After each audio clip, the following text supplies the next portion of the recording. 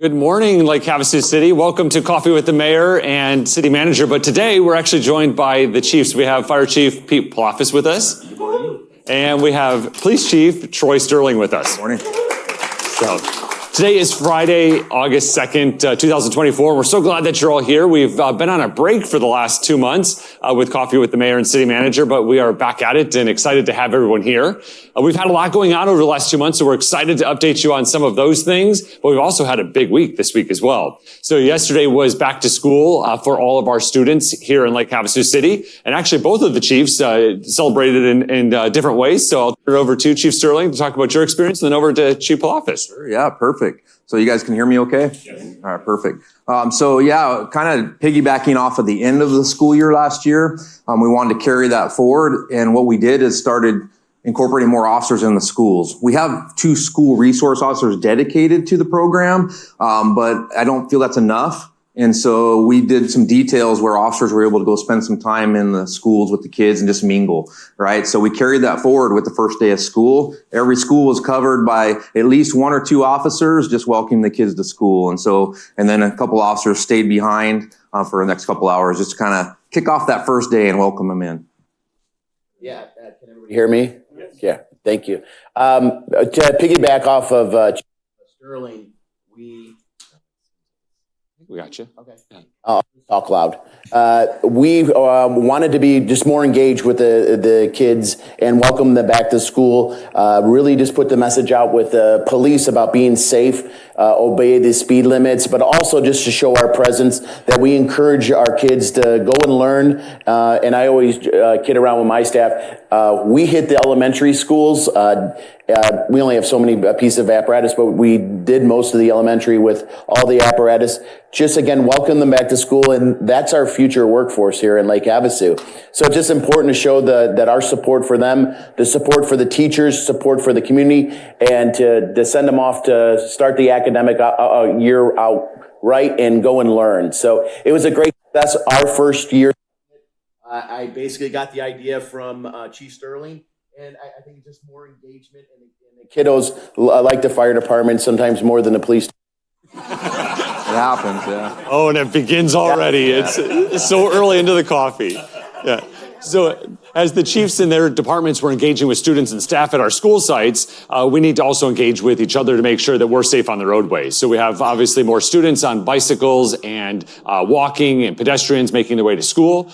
Please observe the 15-mile-an-hour speed limit in the school zones. Make sure that all of our students are safe. I know sometimes in the summertime we can just go a little bit quicker through those school zones, but now we actually have students and people in each of those neighborhoods. So please use caution when you're driving around in different school areas.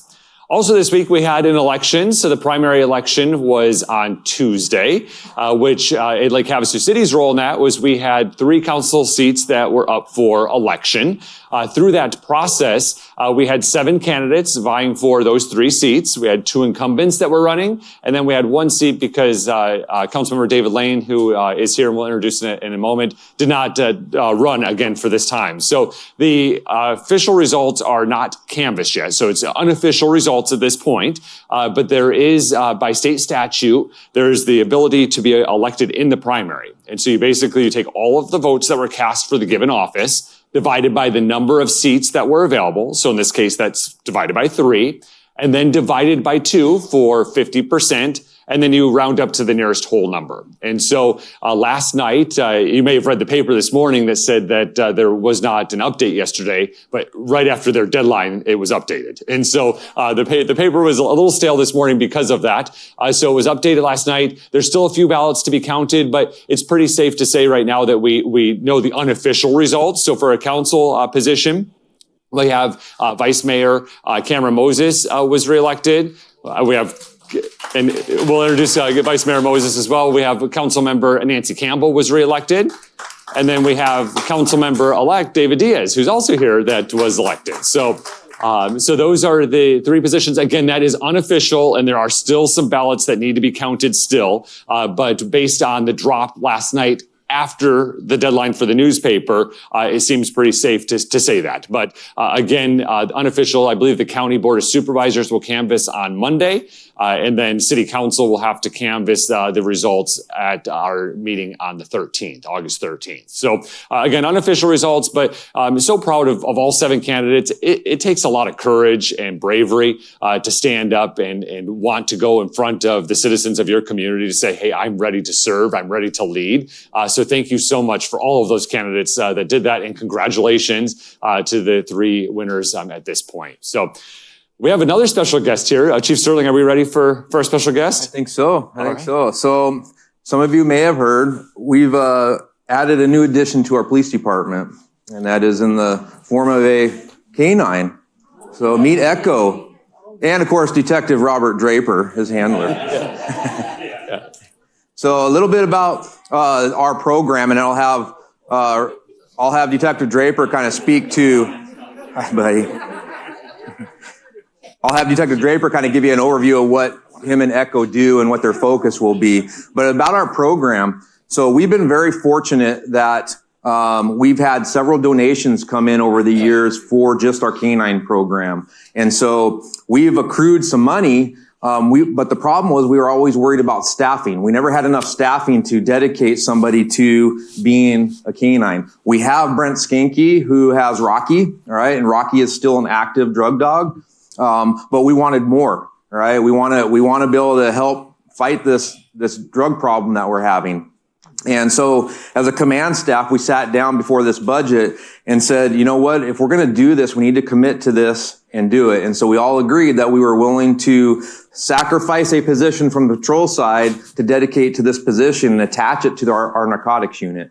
And so that's what we did. And what was cool is we happened to get a grant towards the end of last year that we got an actual fully outfitted canine patrol vehicle paid for through a grant, which is on order right now. And then through the donations, we're able to purchase Echo and then be able to send Detective Draper to the 4-week school to be able to get trained up and get them meshed together. So with that, I need to give you a microphone, Robert. Oh, you got it? Okay. Please give everybody just an overview of what you and Echo do. Yes. So like Chief said, we attended a 4-week school, 160 hours worth of training. Thankfully, me and Echo, we bonded really fast. So far, we've worked out really well. Echo here is a purebred German Shepherd straight from Germany. Our trainer handpicks which dogs he thinks are going to be the most perfect dog for this job. Looking for the highest drive, the best mentality, best brains, basically. Echo's about 2.5. He's been in the States since last August, but we are certified in narcotic detection as well as obedience. So for the most part, he listens to me, and this is him wanting to work right now. Yeah. He's been cooped up in a kennel for a week while I was at another training, so he just wants to get to work. Other than that, is there any questions about Echo? Yes? I seen when he came down the aisle, he didn't bother anybody until he got to the chief. Yeah, I trained him really well. Yeah, so for those at home, there was a joke cracked that he seemed to behave himself until he got to the chief, and so that's what you heard the laughs at home if you didn't see that. No, I'm very excited. Our whole department's excited. A lot of community members that are aware of Echo are very excited. This is a cool resource for us to bring on board. The other unique part of Echo is he's one of the first dogs in Mojave County to be able to sniff fentanyl. And so he actually had his first bust, the week before, huh? Yeah, our actual first deployment with Echo, he alerted the vehicle and we found some fentanyl pills. Yeah. So that's just a resource we did not have before. And so right now, he's it for Mojave County. Mojave County in general, they're trying to bring on a couple additional fentanyl sniffing dogs, but fentanyl has been one of our biggest issues. And so this is a great resource for us. We are attached to the Mojave County Area General Narcotics Unit, so Magnet it's called, and it is a task force. So we could potentially assist Bullhead, Mojave County, or Kingman. Yeah, so it's common. Yep. We didn't hear that question. Yeah, so if we have questions, Councilmember Lane is going to be taking around the mic. The question that the chief just answered was about Mojave County and the connection to the county, and of course you heard the chief's answer. Question, does Echo go home with you at night or does he stay somewhere else? does. Echo's with me pretty much 24/7, other than last week we had training, but no, he comes home with me. He has a kennel at home. And it's actually great. I have 2 kids in the back there. He does great with them. As you can see, they're little toddlers. They pick and pull at him all night long.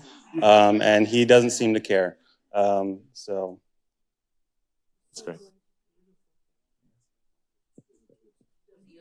English and German? yeah, so most of his commands are in German. Yes.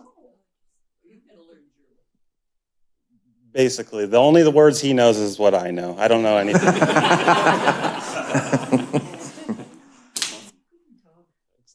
Any other questions? Well, good. Yeah, thank you, Robert. I appreciate you bringing Echo in and your family being here and support of it. It takes more than just Detective Draper. It takes his family. This is a full commitment. So, yes. All right, now get to work.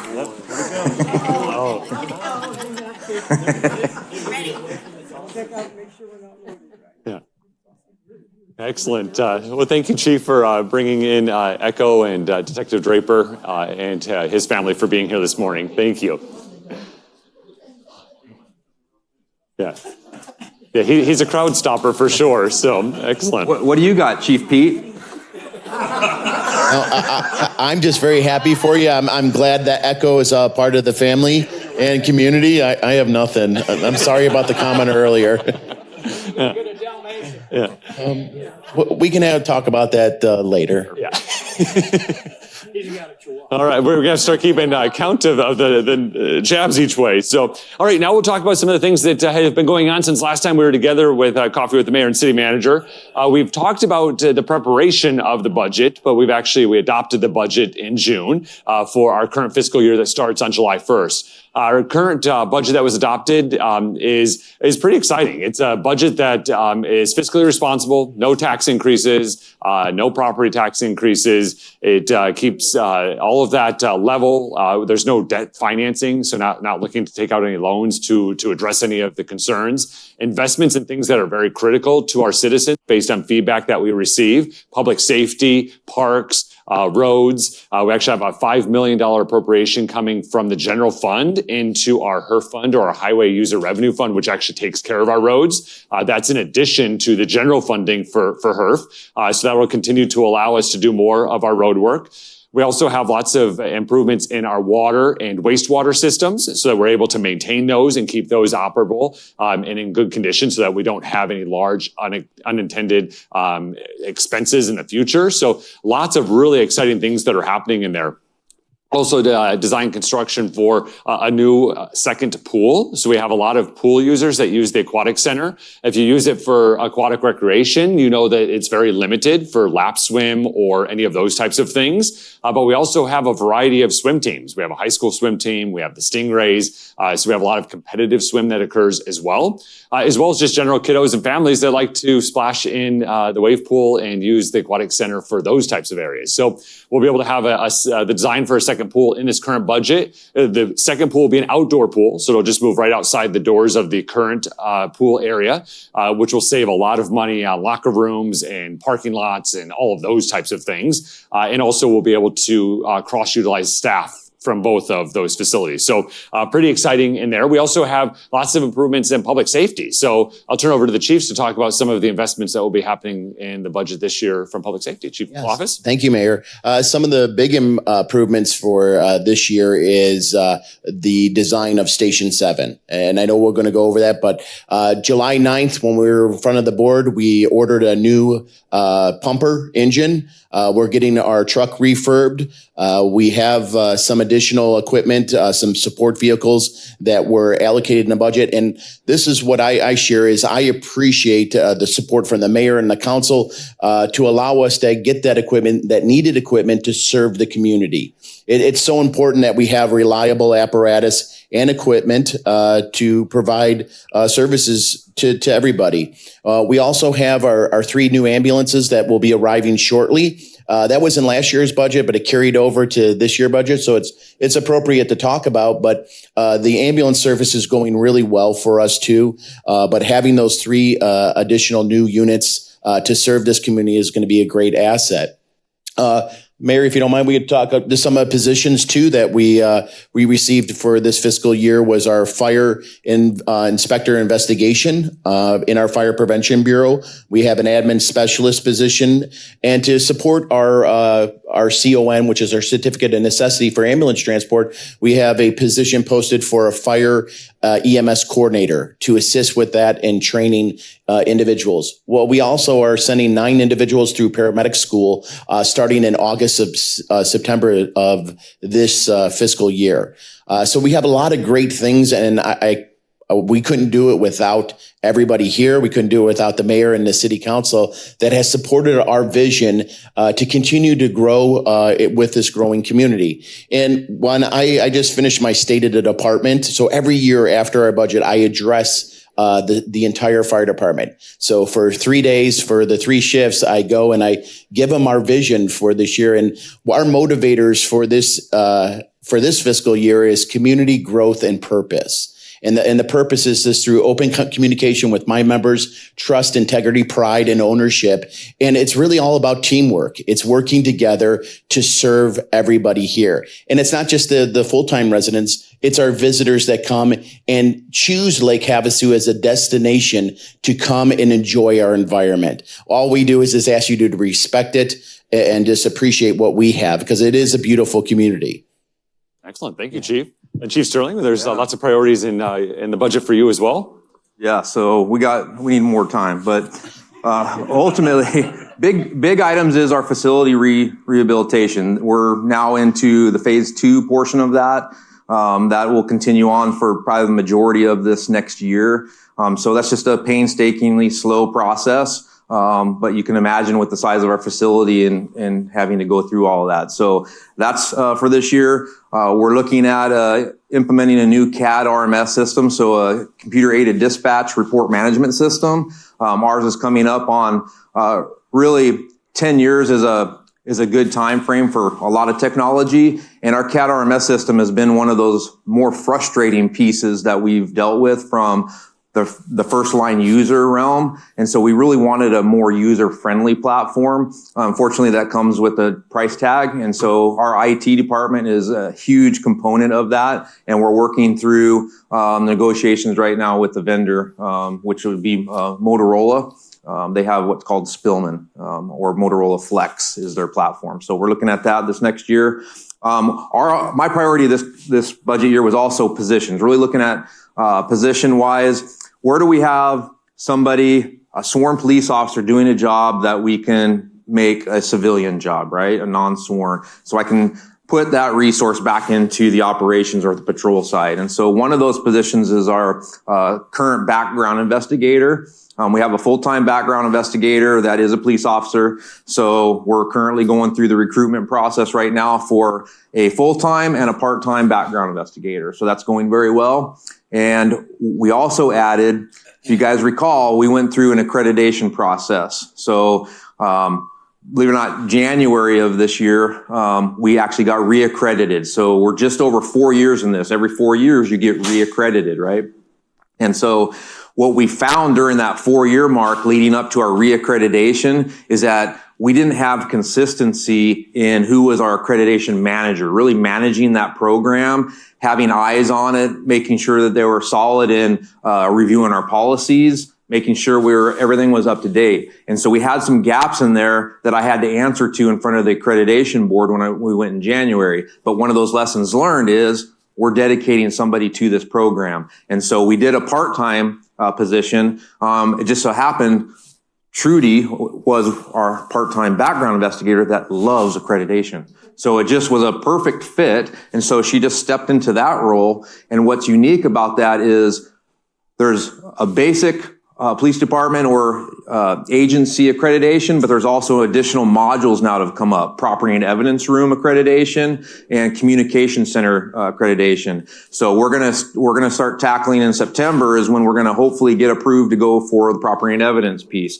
So you kind of see why that position is so important. I anticipate that being full-time at some point, especially when we tackle the communications piece as well. So a lot to manage, but that was a very important position for us. And then we had a part-time admin specialist, commonly known as our neighborhood watch person. And so there was a lot of demand on that and a lot of turnover because being part-time. And so we made that a full-time position, and I think that was one of the best decisions we actually made. We currently have Diane in that position. She's great with communicating with our neighborhood watch, but she's also going to help our community services unit sergeant with managing the cadet program, all the different programs, the Citizens on Patrol program, all of those things that encompass under that community services unit. There's a lot. And so she's going to help him manage that. So take some of those duties off my sergeant so he can do sergeant things.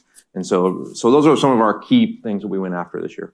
Thank you, Chief. So Lake Havasu City Police Department and Lake Havasu City Fire Department have been at the forefront of innovation for decades. And when Chief Sterling talks about the accreditation process for the Lake Havasu City Police Department, our agency was one of the first. I think it was number 4. We're fourth, yep. Yeah, we're the 4th in the state of Arizona at the time. So it was so new that this is the first time we ever had to go through an experience of the reaccreditation process. But it just shows that the innovation that both of the chiefs and their vision for their department, and of course all of the members of both departments go through. Chief Sterling also talks about when we go through the budget process and some of these things, the other departments, IT is very integral in this, finance is very integral, admin services. It's one full team that operates and delivers the service to the citizens of Lake Havasu City. And so some of the faces you see that are right in front of you today, for example, and others are working behind the scenes to make sure that those services are delivered to each of you. So we couldn't be more proud of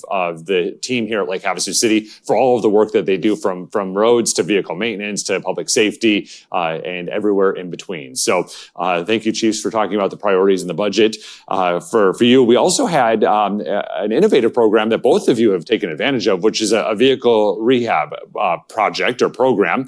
We'll start with you, Chief Loftus, because you brought that to the department originally, but talk about the cost savings and what does that really mean? Sure. The Refurb Program is actually taking one of our current assets and bringing it back to its original specs. So we've tried this with 2 engines, and we have a plan that I presented on July 9th to council that we're continuing our 5, and then it gets reevaluated. And what this is actually we choose a company, and we've been using Fire Trucks Unlimited out of Las Vegas that specializes in refurbing fire trucks and fire engines. And what they do is there's different packages that you can refurb your rig to.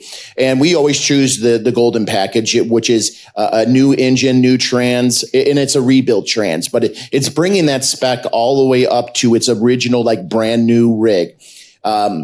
They go through the electrical system, and we can modify and upgrade some of the things that are some needs for us to better serve the community. So we looked at the price differences, and I used the example of our recent refurb was a 2006 E1. E1's the manufacturer of that engine. We purchased in 06 for approximately about $350,000. We actually basically has taken the years out of it and then have that rig and went through a bid process, and that refurb cost us about $382,000. So if you look at that, we're sitting about $700 and some thousand when a brand new rig is $1.2 million. So the thing is, we're also extending that refurb for another additional, basically 8 to 10 years. So we're getting a return on our investment. We're not taking such a shock on the system itself in regards to finance and just extending our assets further. And our program has been very successful with the engines, and we still get warranties on our rigs too, a 1-year warranty. So we'll run that rig until that warranties out. So it's just a different way of looking at how we do our replacement program. We're still buying new engines. The thing is, because in 2014, my predecessor before the previous chief bought all the rigs at one time. So if I did the calculation of price now, they bought it for about $10 million. To replace that now, it would be double to almost just well over almost basically $20 to $25 million to replace all those apparatus all at once. Now, that program is only successful if you plan for it and support it. So that's why I look at it and have a plan of small incremental instead of shocking the system.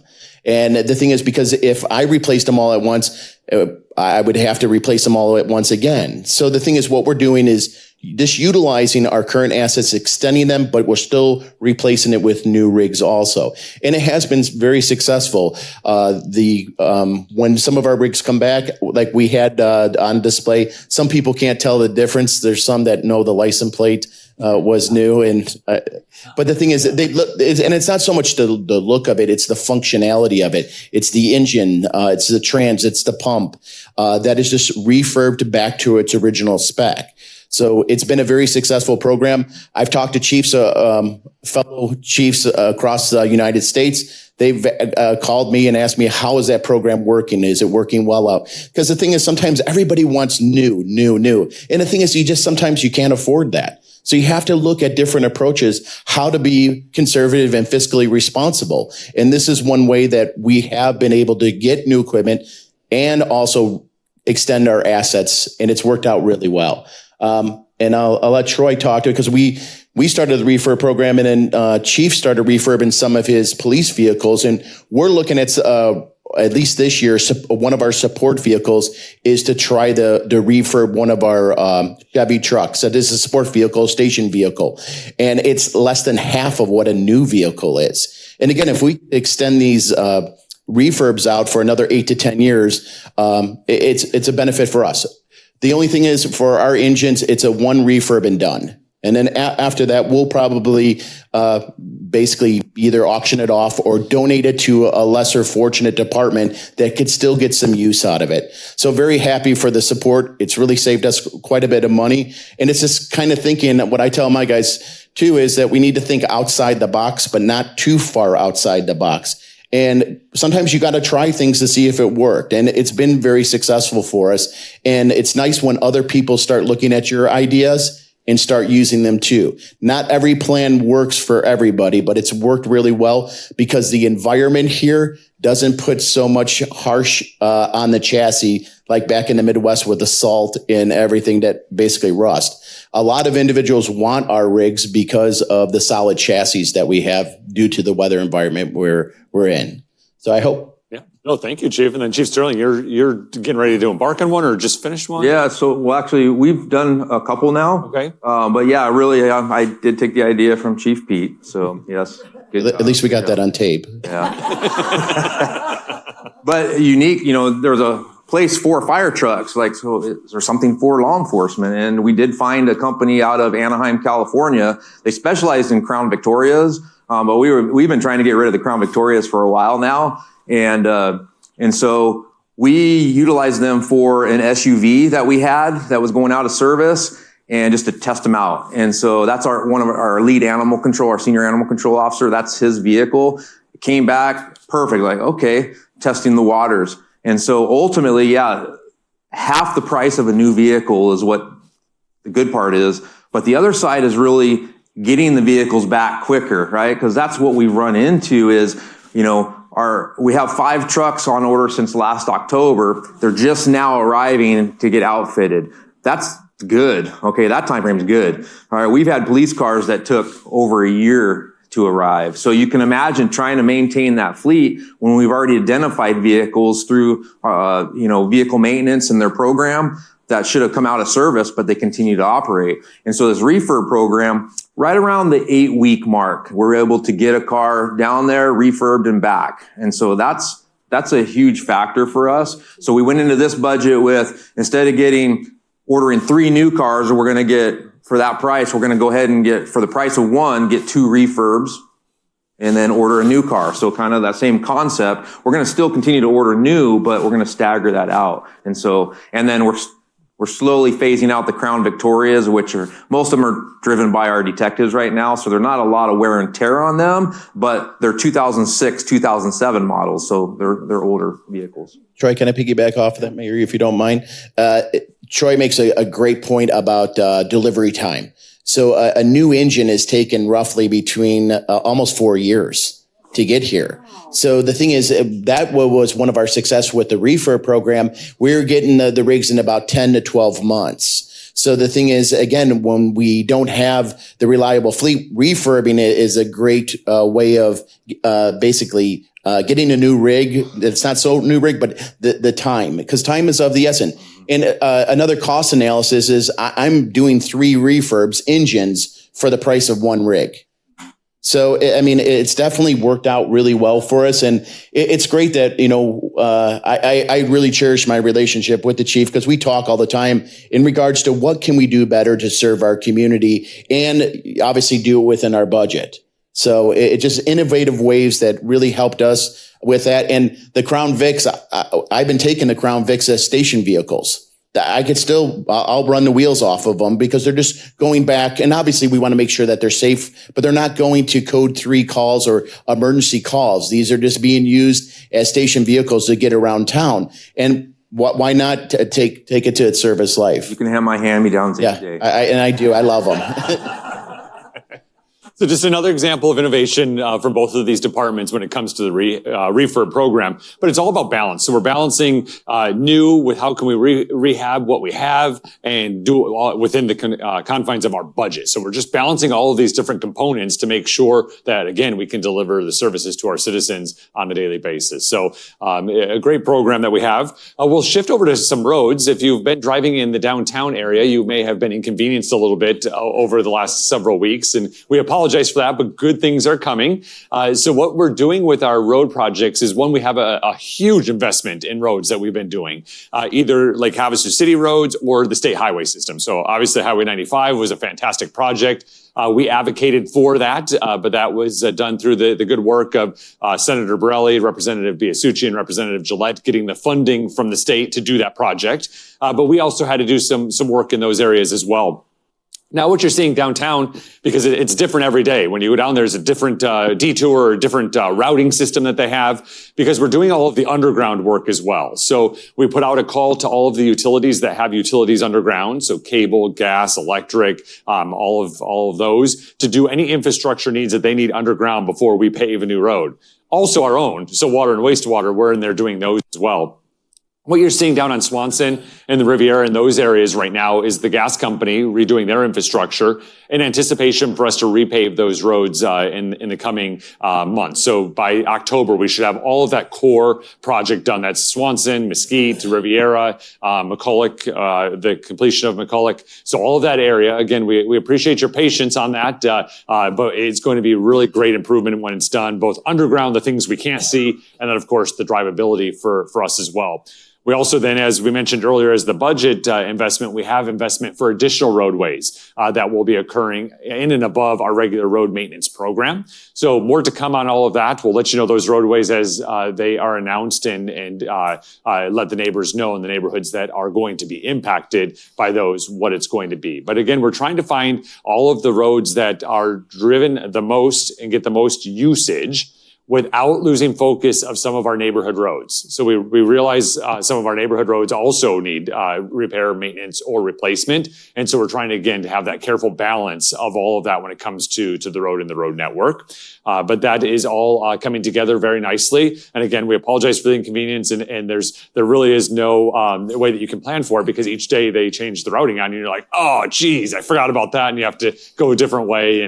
But it'll be well worth it when it's all done and we can drive on these really nice roads and also make sure that we have great infrastructure coming to our homes or businesses. So we also are working on the Downtown Catalyst project. This is the area on McCulloch at the corner of Quarrio and McCulloch. You've seen a lot of dirt move from that area. Right now, it's just a fenced-off area where that's dirt. But as envisioned, it's going to be a downtown gathering place. This was part of the America's Best Community competition process. 93% of this area is paid for either with the ABC winnings, so the winnings we won in the competition, or grant dollars. So it's a really great project that will be a great investment in our downtown area. When we talked about this project coming forward, we talked about the topography of it, and it was primarily a pretty flat lot for discussion purposes. But it was very, very difficult if you had a stroller or a walker or had to use a wheelchair. It was difficult to get into that lot. The topography actually was pretty large. To put it in perspective, now that they've moved the dirt, 860 dump truck loads of dirt was removed from that area. 860 dump trucks. So that puts in perspective when you actually take a look at that. But we're getting ready to put a rendering down there. It's already on our city website. So if you want to see it, also was in front of public hearings probably 25 times. So I think many of you have seen it already. But you can go to our website and see what it's going to look like. What is going to happen is it'll have grass areas, it'll have some sidewalks, it will have areas for the vendor booths so that it can still, all the purposes that it's always been used for can continue to happen, just in a more efficient way. So there's going to be enough electrical power for us to power that without having to bring in temporary power. There will be ways for the vehicles to get onto the lot for whether it be a stage or a large event production of some sort.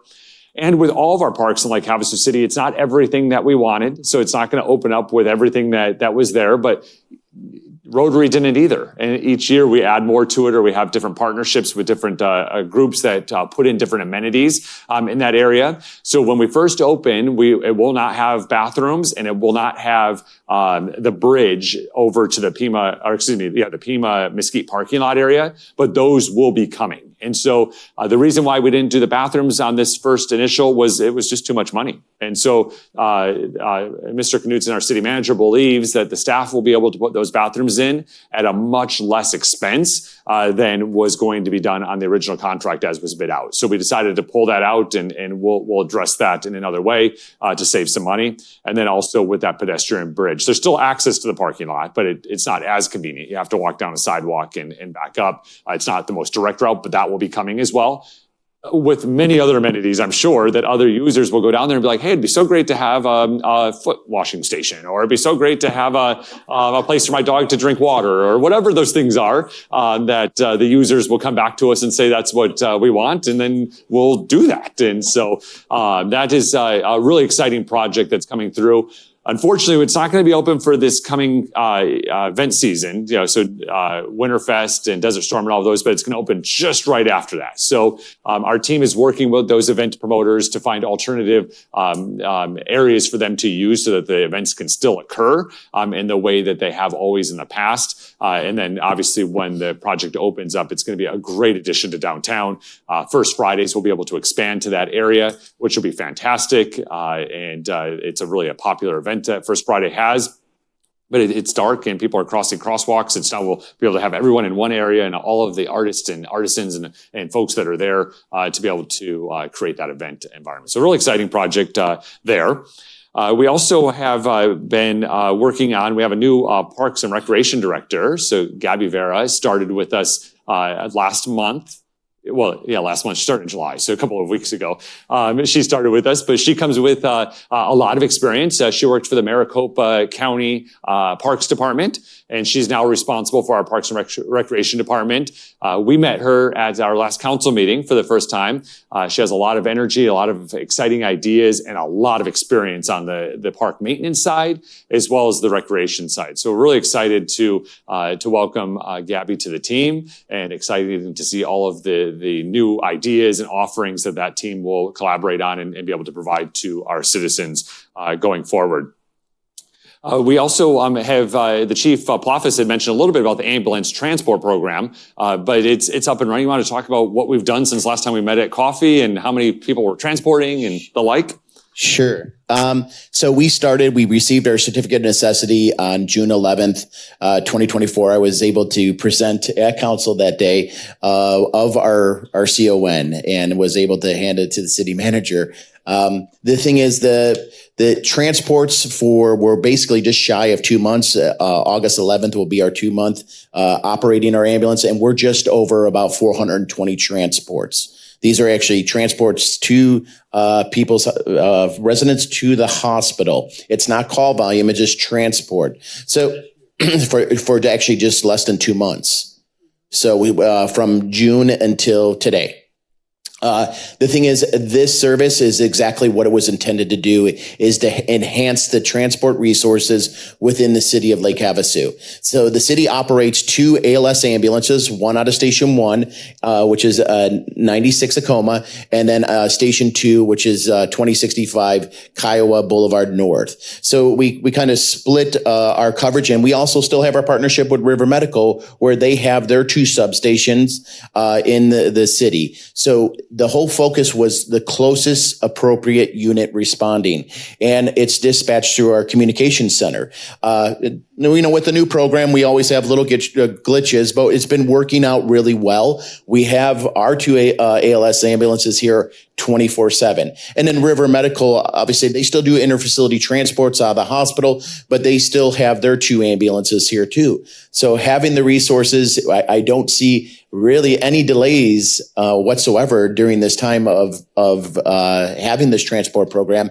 And it's based on a non-for-profit model. The thing is, there's still a cost. There was still a cost with River Medical. We have the same rates, so there's no one being competitive, whether you're going to go with River Medical or us, same level of care and same transport. So the thing is, there's no choosing. The whole intent is the most close to appropriate available unit, and it's the same charge.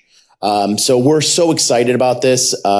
We'll kind of see when our winter visitors come, see how much demand it is on it. It's still too early to project any numbers, but I have to say our numbers are a little high because we thought we were going to be a little bit lower on our transports, but obviously we have that service delivery. That the need is there, and based on our study that we conducted, it's doing exactly what it's supposed to be doing, is enhancing the quality of service for transport services here in Lake Havasu. And I have to, again, thank the mayor, the council. This is one of their legacies, that they assisted in bringing this service to Lake Havasu at a very cost-effective method.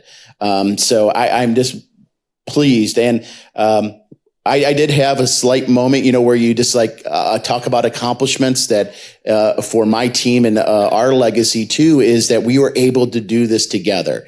And without a great partnership with River Medical, there wasn't any controversy. We weren't in any newspapers. We weren't, it was working together. And that's what the whole purpose is to support our community, which is just great.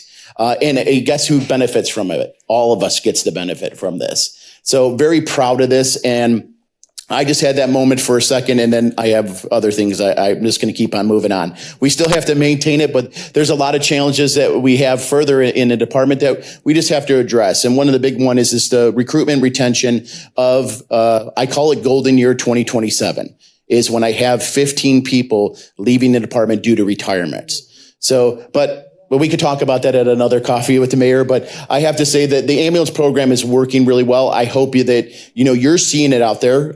Mayor does express to me that he sees the ambulances all the time. That's 80% of what we do. And I always want to express this too, is why you see an engine and ambulance at a call is because that's a higher severity call. That's a person having chest pain or a cardiac arrest or a stroke. We need to have the staffing to allow them to do their job and have the best outcome for a person for when we're treating them. So that's why you see that it's just a more severe call that more hands need to be there to help that individual. But again, it's a great program. We'll give you updates, while we get more information. But what a benefit for our city to have this program. And I do look forward to displaying the 3 new ambulances when they come there. And I appreciate just a joke with the mayor and I, just how they look. But it kind of crushed me a little bit, but it's fine. But again, we do this all for you. And that's what I love, being a servant leader, and especially with my Rotary, is serve above self. And that's what I love. I'm so passionate about being here. I love the community, love the people, and love the support that we have for everybody. So, Mayor. Thank you, Chief. Yeah, so when we talk about the ambulance transport program, the Chief is being pretty modest on what this means. So this is a big deal for us. So, and it wouldn't have been done without the vision of Chief Palafis and his department really working this through. It took a really long time, and this is not normal. This doesn't just generally happen. And the Arizona Department of Health Services, which is the agency that has to approve the CON, has now looked at this as a model on how this can work in the future because of the Chief's leadership on this front. It's a big deal. This does not happen on a normal basis. So congratulations, Chief. Yes. When the chief talks about ALS, that's advanced life support ambulances. So these are the ambulances that are coming to save your life should you need to be in that area. Before we had this CON, River Medical or AMR, which is the medical transport provider in our area, has a really large CON. How big is it, Chief? So their service area is about 8,700 square miles.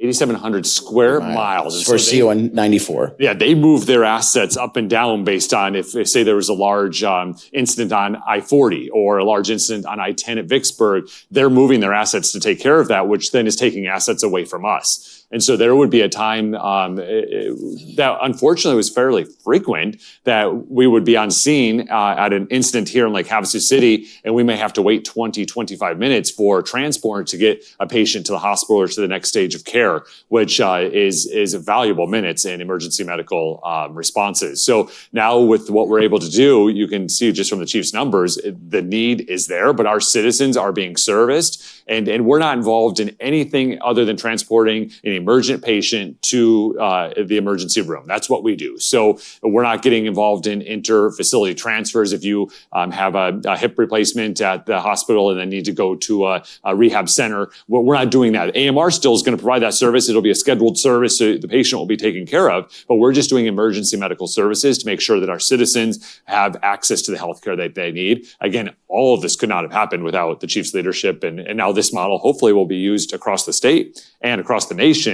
as agencies working together in the best interests of the citizens in which they serve. So yeah, again, thank you, Chief.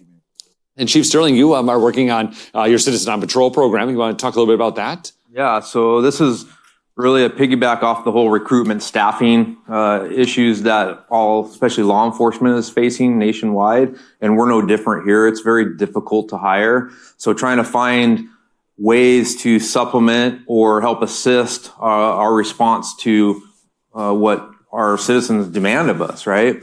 And so we've had Citizens on Patrol programs for a long time. The programs kind of have gone up and down as far as numbers, and we were down to our last 2 members of our program. So I tasked Sergeant Lauren Jackson of our community service unit, says, revamp the program, let's go. And so we did. We got 10 volunteers to go through our last program. It was a 10-week. Every Friday, they would attend training and to get their certification, right? Their unofficial certification. And then that qualifies them. Now they start doing some field training and going out and learning what we need them to do. And really the things that they help supplement for us are really focusing on parking violations, right? Especially handicap violations. Doing some patrols in our parks, right? So that visibility piece is huge for us. And so having somebody in a uniform sometimes is a deterrent in and of itself. And so just helping, helping get us out there, right? And so ultimately, right now they're doing the ride-alongs.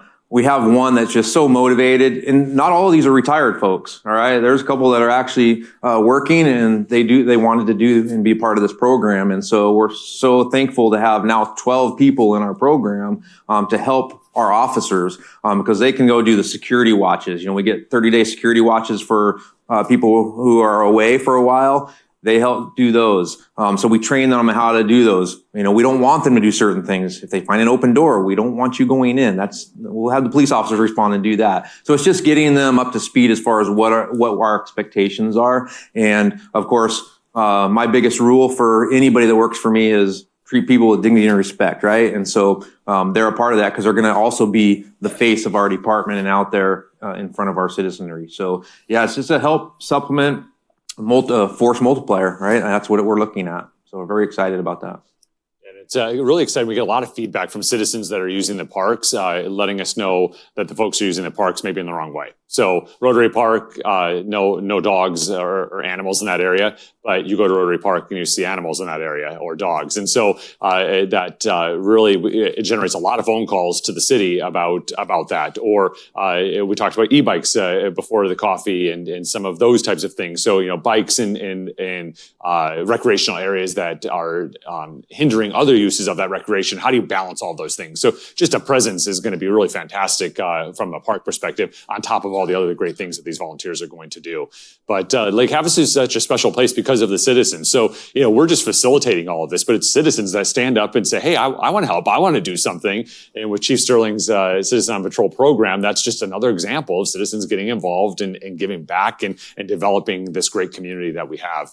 So we're getting close to the time of the coffee where we transition over to the questions from each of you. But before we do that, we have a couple last city updates we wanted to give you. One is the second bridge. We talked about that extensively.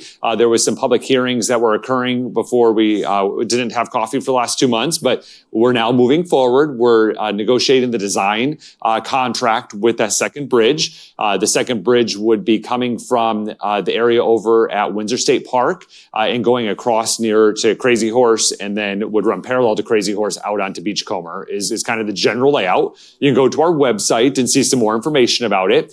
This bridge is currently paid for in full. We have the money from the state direct appropriation from their general fund. Again, this project was led by Representative Biasucci and Senator Borelli and Representative Gillette. They got the funding from the state to do this. And so we're facilitating all of that right now. We had a series of public hearings in the winter and spring of this year. And then the design contract will be October, another public hearing so citizens can give feedback and weigh in on how that's going to look. But that is still moving forward. If council approves the contract in October, the design phase will begin, and we would expect the bridge to start construction in maybe 18 months or so. So that's as we know it today. Obviously, they're still negotiating what that design contract looks like. When that all comes forward, we'll have more information, and we'll certainly share that information with you at that time. We also have had some issues over on Highway 95 with Burrows, and the newspaper has covered it fairly well. Social media has covered it as well. And so I want to just talk a little bit about that. Several years ago, we were having really extensive issues with Burrows, and through a partnership with BLM and the Arizona Department of Transportation, there was fencing and cattle guards put up along Highway 95 from Pilot all the way down to about London Bridge Road or so, and that kept the herds managed at that point. BLM also did a roundup as well, and so they round up animals to help manage the herd, and they relocate them to different areas where they're able to, the burros are able to live out their life, or they can also go through a foster adoption program. And so BLM has programs like that. So you can foster these animals and move them if you have large ranch areas or places that allow by ordinance. Not everywhere in Lake Havasu City allows that by ordinance. So don't get any ideas. But if you happen to be in one of the very few areas that is zoned for this, you could adopt a burro and bring it to your property. So when we hear burros, a lot of the feedback we're seeing on social media is that it's inhumane or that it's going to somehow kill the animal. That couldn't be further from the truth. So that's not what's occurring. These roundups are done by BLM. They're taken to large swaths of land where they're able, again, to live out their lives. The challenge with burros, there's a few challenges with them. One, and I'm just learning all this. I'm not an expert at all, so I can't tell you anything other than what I've been told. But evidently their eyes are not reflective like maybe deer or some of those others. So you come upon them fairly quickly and don't realize you're on them until you maybe hit them and injure yourself or the burro. That's one thing with them. And the other is that they multiply at a really rapid pace. And so we have the largest herd of burro in this area. And so they have to manage the herd because they will populate to an area where they won't be able to survive. So even in our desert area, they won't be able to have the food and water and nutrients that they need to provide as animals. They don't stop. They will just continue to go. So next week, BLM is going to start the roundup process. They expect to round up approximately 100 or so of the herd. That's the plan now. When the boots are on the ground, I don't know what would happen. This is not managed by the city at all, but they will round them up and relocate them to one of these corral areas that they have across the United States.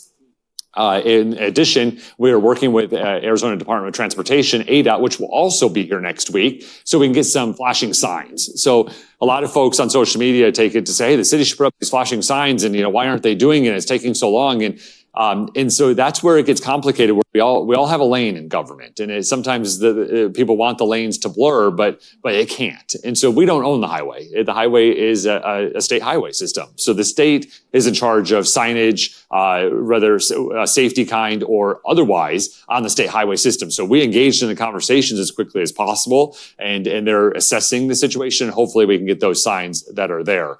I've had some people mention to me about signs for where the crossings could be, and these obviously are signs for motorists, people driving. The Burrows don't read, as I understand it, so they're not going to follow the crosswalk area. But we can have some signs for motorists just to use caution in that area. So that's the Burrow update. Those are as we know it. Again, we're a third party to this, but our citizens are being impacted through this area. But use caution when you are driving in the area from like North Palo Verde all the way out past the airport.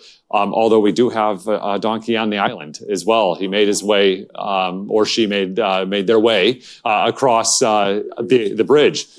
Yeah, so there was lots of talk about that. We're like, how did this donkey get over there? And so some thought maybe it swam, and we're like, oh, that's interesting. Because in a small town, we know everything, right? I mean, it's on Facebook before it even happened. And so, a citizen sent me a picture, and it went across the bridge. Yeah, it just went right across the bridge, and now it's over there. So we're working through all of those areas. But please use caution on the roadways. Again, ADOT and BLM will be there. Animal control from the Chief's Department has also been over there helping to manage the herds to stay off of the highway. But Burrows do what Burrows want to do, so that they don't listen really all that great. So that's a tricky one. And then finally, we'll just end with some legislation. So during the legislative cycle, the legislature creates bills, and those bills go to the opposing chamber that they weren't originated from, and then they eventually get to the governor's desk, and the governor signs them or vetoes them. So when they're signed, those become laws. And in the state of Arizona, they become a law, unless there's an emergency clause, they become law 90 days at the close of the legislative session. So the laws that were adopted in the past legislative session will go into effect in September of this year. One of those that is going to impact us the most right now is that they signed a bill that allows for chickens in our community. Not Burrows, but chickens. Yeah, so chickens will be allowed. There are restrictions. So there's restrictions on how much space that they can take, how many. You can't have a rooster. There's a variety of things that are in part of that. But there is a whole slew of unintended consequences potentially for this. So when you have other animals that are there is coyotes might come to the neighborhood if they're not maintained properly. Smells, snakes. Lots of different things that could occur. What is happening now from the city's perspective is we have to manage that. So it's allowed. That's now state law, but we have the ability to take the provisions that are in the statute and implement them for our community. So our Planning and Zoning Commission at their last meeting discussed this, and now it will be coming forward to the City Council to adopt by ordinance the state statute with the few abilities that the city has to help manage this new thing. And so it sounds really great to have the ability to have homegrown eggs and stuff in your backyard. But there again are some potentially unintended consequences of what this is going to be. I use caution with this just because we talked about this in Lake Havasu City several times. We had the ability to do it on our own should that have been the will of the citizens. And we had several public hearings and very thoughtful, robust conversations about them, about allowing fowl in your backyard. And it always turned to that wasn't the right solution for Lake Havasu for a variety of reasons. And again, the conversation was very robust and very thoughtful on behalf of the citizens. I guess the state knows better, so here we are, and we will be able to have chickens in our backyard. And as you know, it's no surprise that I'm a huge proponent of local control. I believe government closest to the people is the most effective. Where we are sitting here this morning and you say, Mayor, I'm interested in doing this, and we start the conversation, and then we see if the community as a whole is interested in that, and then we do it or don't do it, versus the state saying what Lake Havasu City residents should or should not be doing. So So we will, more to come on that. You'll see it in front of the council, which means you'll see it in the news. And again, those will be implemented in September. So we'll go ahead and start with our questions. But before we do, I do want to introduce, we have Vice Mayor Cameron Moses is with us this morning. Thank you, Vice Mayor, for being here. We have Councilmember David Lane is here. Thank you for being here, Councilmember Lane. And Councilmember-elect David Diaz is here as well. So thank you for being here. So as always, the Councilmember Lane will take the microphone around and we'll take questions. Anything we talked about or anything that's on your mind otherwise. So. This is for the two chiefs. What is the total number of full-time and part-time employees compared to what it used to be before your recent additions? Thank you. For our department, when I came here in 2020, I had a staff of 73 on the line, and I want to say I had 12, but I can give you specific numbers if you need to. I'm just giving these off the top of my head. Currently, right now, I just have shy of 100 employees. And that was in addition with a SAFER grant that we received, 11 SAFER, that assisted us in managing our ambulance transport program. So the thing is, part-time, I have one part-time individual. So, and I have a total of 100 on our department. And now that's not all firefighter. That's including administration and support. I have 88 that are line personnel, and then the rest is going to be support services. But I can give you specifics just to check my numbers, and I'm usually really good with numbers when I come. But answer the question for you. Okay, yeah, we're about 144, and mind you, that's everywhere. That's jail, records, dispatch, police officers. So we have a big department, and 84 are sworn. All right, so that's from the chief on down. We're allotted for 84 police officers. Part-time, that's an interesting one. Over the years, we've started getting away from the part-time. We still have a few remaining, but what the difficult part we found with part-time positions is it's hard to keep people. And so we were constantly training somebody in a position, and then they would find a full-time job somewhere else, right? So we've gone away from some of our part-time positions that make more sense to be full-time. So that's in a nutshell, and hopefully answers your question. Does that include volunteers? No. The question was, does that include volunteers? Yeah, mine doesn't include volunteers too. So I have roughly about 33 that belong to the CERT. But again, those numbers, I'd be more than happy to provide those to you. Are vehicle refurbs extended to the fleet of vehicles in Public Works and Park and Rec? Yeah, great question on that. So eventually, if we're able to do it, so it started with Chief Palafis and the actual fire rigs, like the fire trucks that we see, now expanding out to support vehicles. Chief Sterling was able to find it for public safety.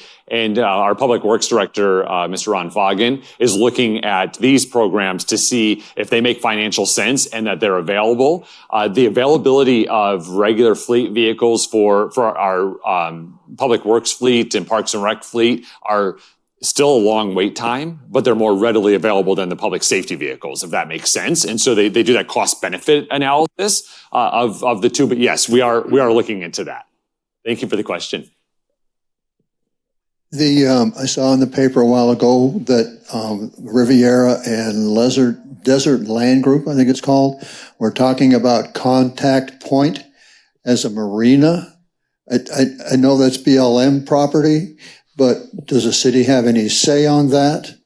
And also I saw a while ago in the paper about coming from the zoning, being able to build taller buildings, and was along McCullough somewhere. I have an issue with that. That takes away from the small town feel. If you do it downtown, that's one thing, like the views, perfect place for that. But the tall buildings out around, that takes away from the small town feel. Thank you. Yeah, thank you. So we'll talk about the tall buildings first. So I'm not sure the specific one you're talking about, but zoning does allow current zoning on land availability based on the general plan and the zoning code in the downtown area. So just for, this isn't specific, but just for kind of generalization, that would be Swanson to Mesquite, Lake Havasu Avenue to Acoma. Again, just generally does allow for some height in those areas. Then there are general zoning in our community starts with, again, very basic level, commercial type development, going into high density like apartment buildings and the like, going on to like a little bit less density, like maybe duplex and the like, going to single family homes and the like, and then going to like residential estates and the like. Because that's just a real basic on how it is. So everything tries to buffer, and it's all based on the general plan, which is our overarching plan, which interestingly enough, we're getting ready to start that process again for ratification in 2026. So that's about an 18-month process of citizen engagement to update the general plan, which we'll be starting this next year. And then the zoning code follows basically on that general plan.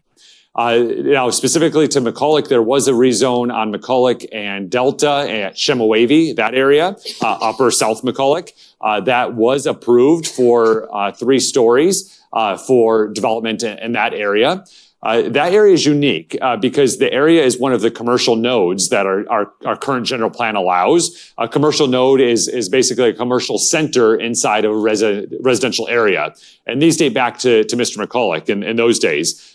Some of the more successful commercial nodes would be the one on Jamaica in McCulloch, where Hacienda Mini Mart and the Dollar General's up there. That's a commercial node. That's a commercial center around residential. That's the same thing in this area. It just didn't develop. There's one building, I think Pets in Paradise, that ever developed in that neighborhood.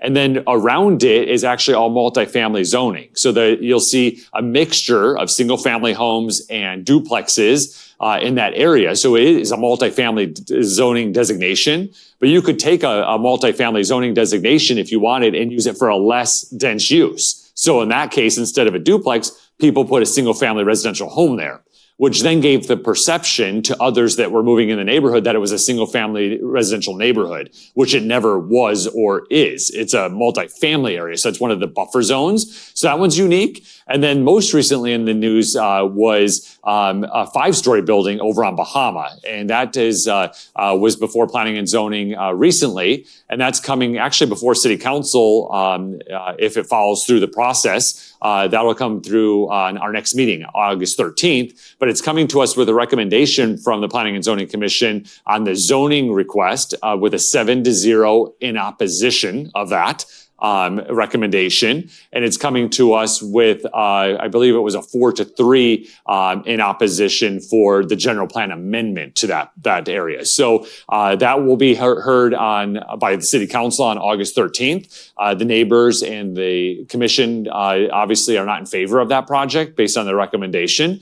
But we will have that presentation again on August 13th. But I agree. I think your sentiment is heard by the current city council and is also supported by the general plan, that those high rises or even mid rises are not what is meant for Lake Havasu City, except in those very small areas in that downtown region. So, yes. I don't know what happened or what I signed up for, but I get all these emails about thefts and assaults in the area near me. So I was just curious with the population, how it's growing. Has the theft or crime rate gone up at all? Actually, no, it's actually gone down a little bit, but we do see spurts. And so, depending on, we've had different crime sprees. Sometimes those are done by 1 or 2 individuals and spike our calls for service related to a specific thing. Like a while back, we had theft of electric bicycles. That was a huge thing, right? And so it ended up being 1, 2 individuals that were ultimately responsible for a majority of those cases. I think we've seen assault-wise, that's probably pretty steady year after year. It spikes sometimes because when we have our larger populations, holiday weekends, We tend to see some of those type of things, disorderly conduct type of calls spike a little bit. But overall, our crime is typically pretty steady. And I'm thinking P2C, maybe what you're signed up for, you may be getting emails related to that, or maybe even have us do scanner feed. I don't know. So. Good morning. I have a question regarding the Freedom Bridge, which is potentially supposed to be going over the channel.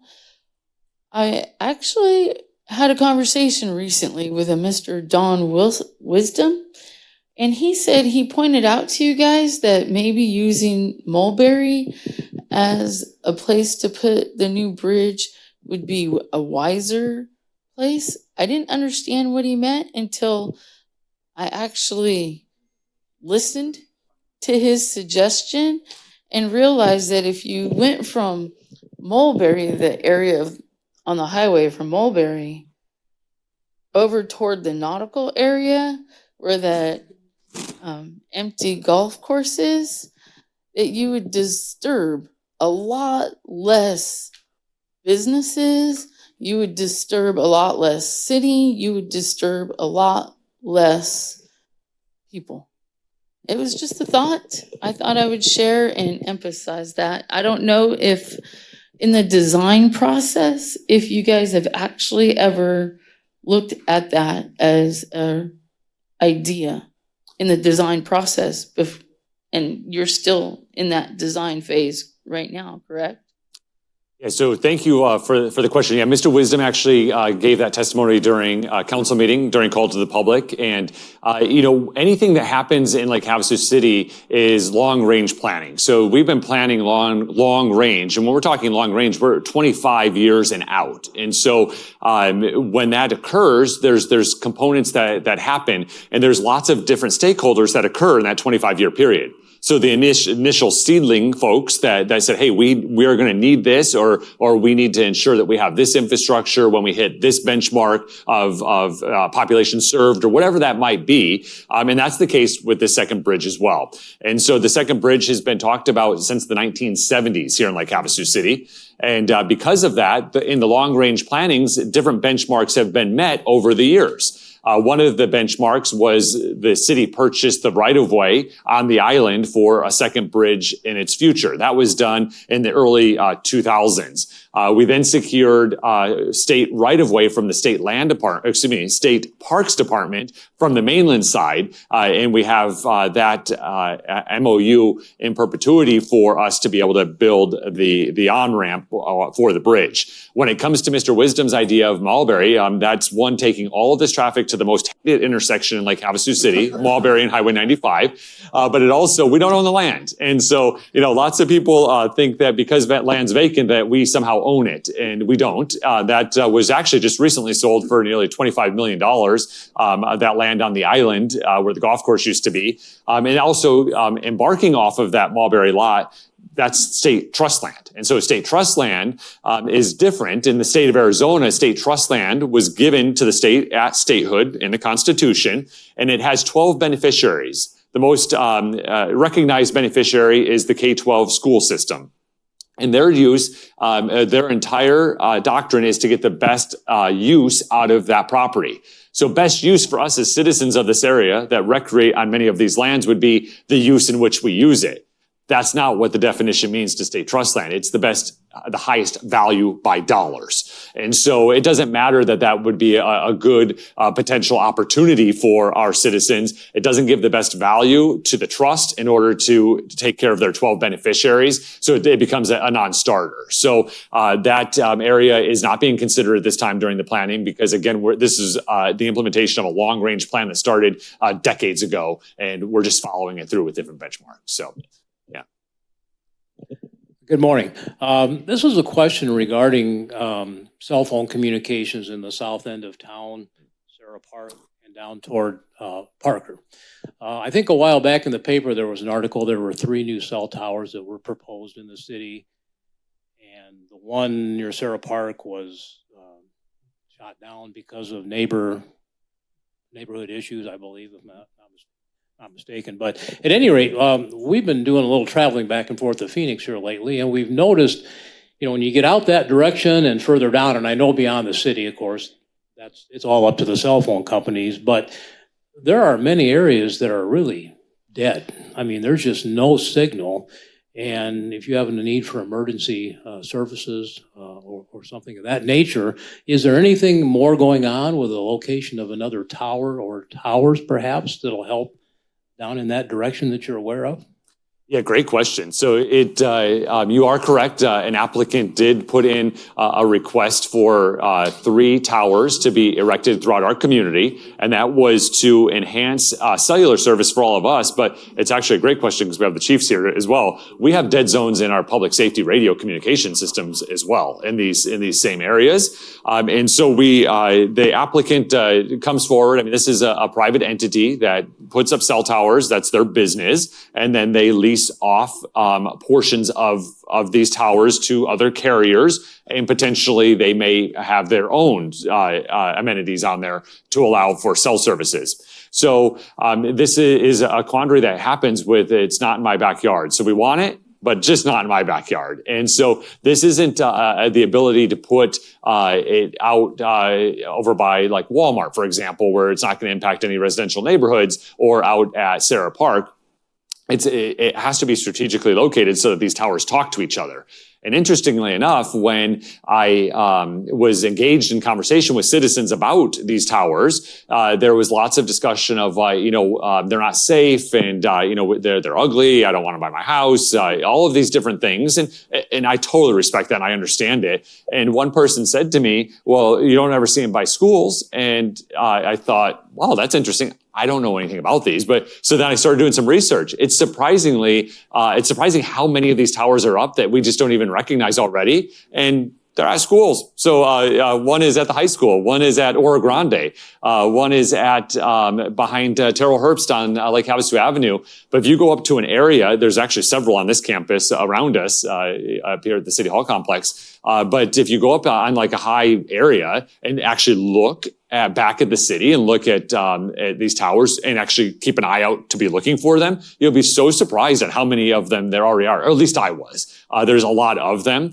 And so a lot of it's education on that. So 2 of the 3 sites were approved. And so that goes through the Planning and Zoning Commission for a conditional use permit to allow that. And one of them is here on this campus somewhere in, Chiefs, do you remember this? Right over here by the courts. The courts, okay. And then over here. And then over here. And then the treatment plant. Oh, right. Yeah, the Mulberry treatment plant. Okay, yeah. So those were the 2 that were approved, and they're still looking for an area at the south end of the community. And some people had said, hey, let's go ahead and put it at Sarah Park, which again, we all have to stay in our lane. And I know it's easy to blur the lines when we're thinking like this, but Sarah Park is the city's park, but it's on a RMPP recreational lease with BLM. So we control it, and we effectively have ownership of the park as long as it's a park and for the uses in which we were approved by BLM.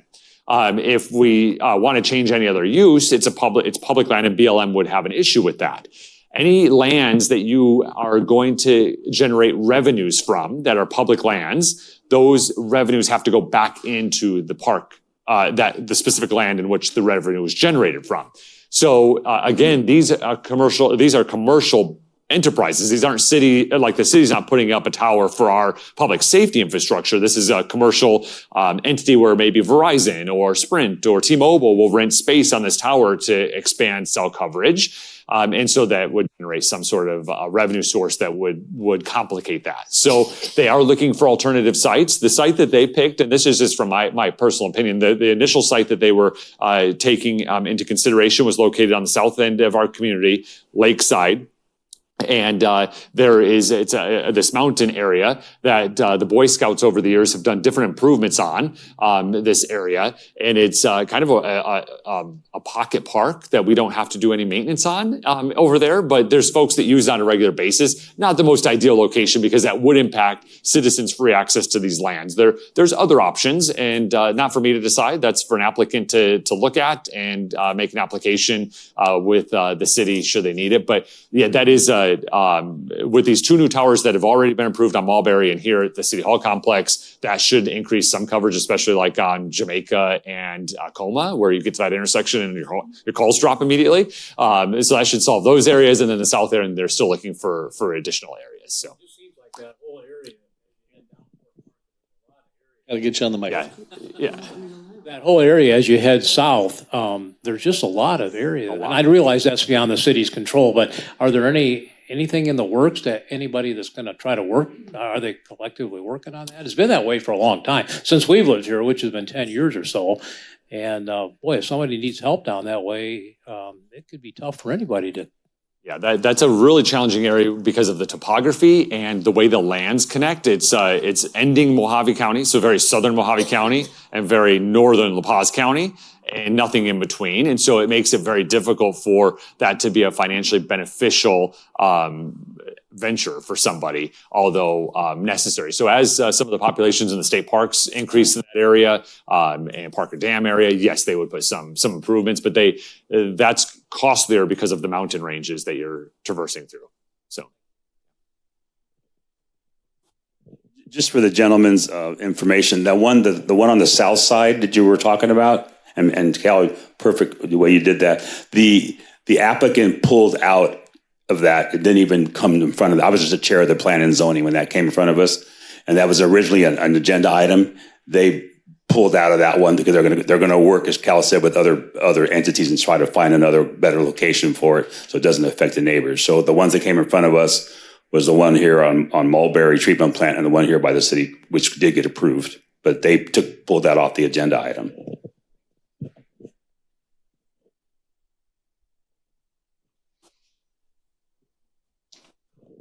Hi. I remember there used to be a billboard on the way out to where Walmart is now, but there was nothing a long time ago.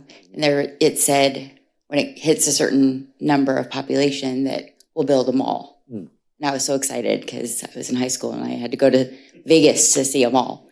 So does that same concept apply to like adding lanes to our highways at some point? So the question, expanding the right, highway, like does the state require certain qualifications in population or whatnot before approving like an additional lane to our highways? Because it just seems very like condensed. Yes.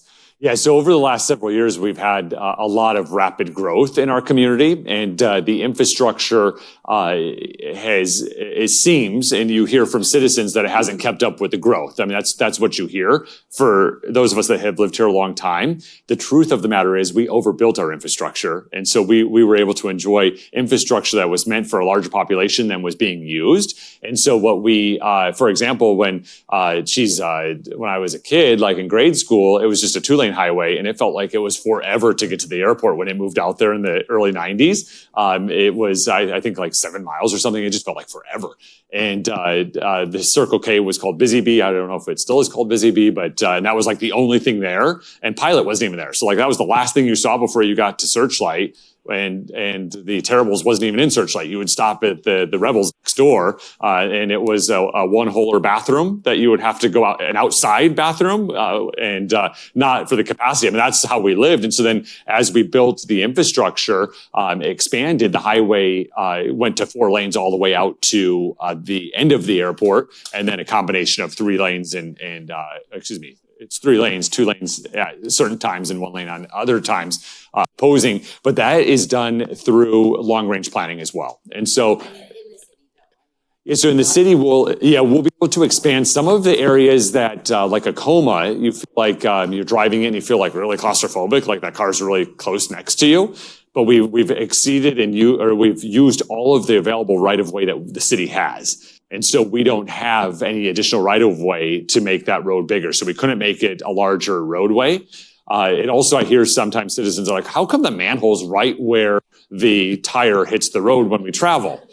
Well, when that happened, originally when Mr. McCulloch put the roads in, it didn't. But as the roads expanded, as the community and the traffic expanded, the infrastructure was there, and that's just happened to be where the manhole. So yeah, there are long-range transportation plans. I'm on the Metropolitan Planning Organization, which is a the planning area is within Lake Havasu City, but it does include the county as well. So we can take into account Havasu Heights as well as London Bridge Road, Desert Hills, and those areas. Then the streets are like able to allow. Yes, yeah. So we use the national traffic standards when we're doing it, and we're always looking at long range plan for that. So. And that's where we do streetlight development as well. The most recent thing you'll see next on street management will be McCulloch and Jamaica will be getting a traffic signal. So, and that'll make it much easier for people going to work in the morning. So it backs up pretty bad in that area. And there's also, believe it or not, 2 school sites. Starline and Jamaica Elementary are both in that intersection travel pattern if you're coming from that area. So. All right, we're getting close to the end, so we're going to end with fun facts, which we always do. But before we do that, I do want to introduce Allie Blum in the back. Allie, if you could please stand up. Welcome. Thank you, Allie, for being here. Allie is our new support. So obviously, I can't really do anything without support. Allie is the one that provides that. Allie is the executive assistant to the city manager, mayor, and city council. And so she is the one that made sure that the donuts you had this morning were here and that you could enjoy them. So she also made sure that coffee was here for you, and she helps organize all of our crazy lives and do things. So welcome to our team, Allie. Thank you for being. You'll see more of Allie. So when you see me, you'll see Allie. And then also Steve Blake in the control room. Always thank you so much for broadcasting this for us. And Jerry Bracamani, who you would normally see here supporting us, has been promoted to the community engagement officer. So she'll be involved in some of these things, special events, and engaging with the community. We do a survey every 2 years of the citizens of Lake Havasu City, and what has come across that survey is communication. So that we're lacking in communication. So we certainly don't want that to be the case. And so in this budget process, we were able to invest in a community engagement officer. Jerry Bracamani is filling that role, so we can get out and make sure that our citizens are educated and they're informed, they have access to information, they know where to get it, and we'll come to you so that we can ensure that our citizens are served in the best way possible. So again, Allie, welcome to the team. Thank you for coordinating this morning. Some fun facts that we have. How many fire hydrants do you think Lake Havasu City has? 552? Okay. So it's way higher than that. So we have 3,089 fire hydrants in Lake Havasu City. Kind of a fun fact. Yeah. Yeah, the chief takes care of all of those through his department. And then is talking about growth, development services division. For the first 6 months of 2024, 3,174 building permits have been issued for the first 6 months. Now, that includes all building permits. So that could be a sidewalk, a patio addition, a new house, a garage addition, those types of things. They conducted 4,645 plan reviews. So those are plans submitted to the city to review them to see if they meet the codes. And then they inspected 12,899 inspections in 6 months. So very, very busy in development services division. So as always, thank you so much for being here with us. Both Chief Palafis and Chief Sterling, thank you for joining me this morning. And we'll see you next time with City Manager Jessica Knudsen will be back with us. And again, thank you for being here. Have a great day.